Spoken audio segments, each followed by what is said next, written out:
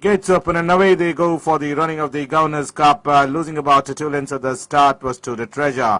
Settling down to race, and the champ is the one which shows out in the early stages. Neck up in front of the one on the inside is Chief of Command. Now assumes command, so Chief of Command is the leader by about a length and a quarter in front of Glorious Destiny. Champ is the one which is running third at this stage. Megasthenis comes the next, Bernardini. Not far behind is Hope and Glory. Another 3 lengths behind is To the Treasure.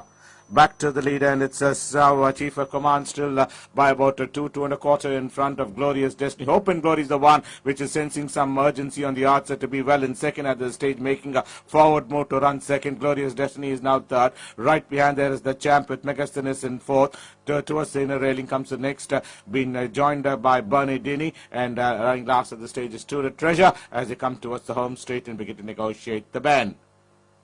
Chief of Command is the leader by about a length in front as the field straightener for the final run in. On top the home straight from Glorious Destiny is the one which is starting to pounce onto the front run, and Glorious Destiny comes and assumes command by about 3/4 a length in front of To the Treasure. Comes up with a rattle on the outside, and it's going to be To the Treasure on the outside. Glorious Destiny towards the rails. These two are battling it out, but it's To the Treasure on the outside. Goes ahead by about a length and a quarter, two, and now clear of this field to lift the Governors Cup by about 2.5 in front is To the Treasure from Glorious Destiny. Bernardini ends up third. Finishing on fourth will be Hope and Glory. Then comes the other runners of the champ, Megasthenis, and ending up last. All-time leader was Chief of Command.